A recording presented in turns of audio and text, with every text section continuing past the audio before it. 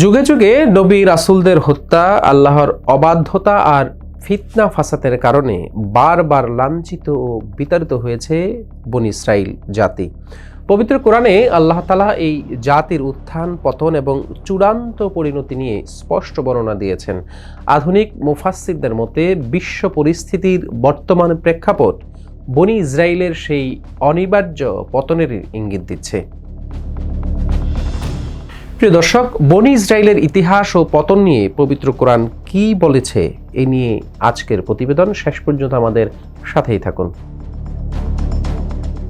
ইতিহাসের পাতায় বনী ইসরাইল এক অবাধ্য জাতির নাম। পবিত্র কোরআনের সূরা বনী ইসরাইলে মহান আল্লাহ তাআলা ঘোষণা করেছেন এই জাতি পৃথিবীর বুকে দুইবার বড় ধরনের বিপর্যয় বা অনর্থক সৃষ্টি করবে।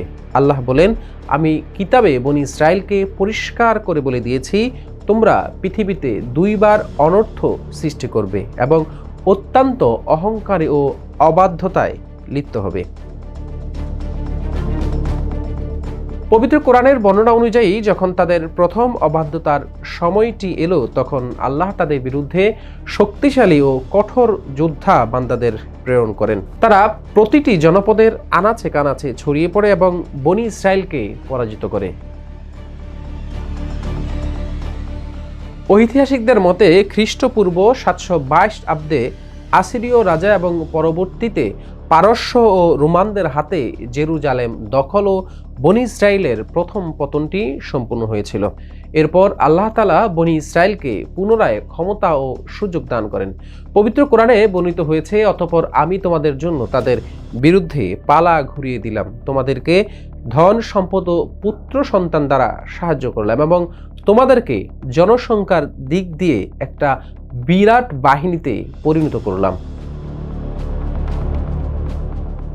বর্তমান সময়ে সামরিক, রাজনৈতিক ও অর্থনৈতিকভাবে বনী ইসরাইল বা ইহুদি জাতি যে শক্তিশালী অবস্থানে রয়েছে, অনেক মুফাসসির একে সেই পুনরুত্থান হিসাবেই দেখছেন। তবে আল্লাহ সতর্ক করে বলেছেন, যদি তারা আবারও মন্দ কাজে লিপ্ত হয় তবে চূড়ান্ত শাস্তি নিশ্চিত। দ্বিতীয় পর্যায়ের সময় সম্পর্কে আল্লাহ বলেন, যখন দ্বিতীয় সময়টি আসবে তখন আমি অন্য বান্দাদের পাঠাবো যাতে তারা তোমাদের মুখমণ্ডল বিকৃত করে দেয় এবং মসজিদে আকসার প্রবেশ করে যেমন প্রথমবার করেছিল। মহান আল্লাহ তাআলা আরও বলেন, তোমরা যদি পুনরায় একই কাজ করো আমি তখনও একইভাবে প্রতিশোধ নিব। আমি জাহান্নামকে কাফেরদের জন্য কয়েদখানা করে রেখেছি। আধুনিক যুগের অনেক আলেম ও গবেষক মনে করেন এই দ্বিতীয় বিপর্যয়ের ঘটনাটি এখনও ঘটেনি। ইসলামী বিশ্বাস অনুযায়ী কিয়ামতের আগে ইমাম মাহদীর নেতৃত্বে মুসলিমরা আবারও জেরুজালেম জয় করবে এবং এটি হবে বনী ইসরাইলের চূড়ান্ত পরাজয়। বর্তমানে ফিলিস্তিন, ইরান ও মধ্যপ্রাচ্যের উত্তাল পরিস্থিতি ও জৈনবাদী শক্তির আস্ফালনকে অনেক গবেষক পবিত্র কোরআনের সেই ভবিষ্যৎবাণীর সমান্তরাল হিসেবে দেখছেন, যেখানে স্পষ্ট বলা আছে, অন্যায়ের পথ ধরলে পরাজয় অনিবার্য। প্রিয় দর্শক, আপনি কি মনে করেন বর্তমান সময়ে ইসরায়েলের এই শক্তিশালী অবস্থান তাদের চূড়ান্ত পতনের আগের ধাপ? আপনার মূল্যবান মতামত জানান আমাদের কমেন্ট বক্সে।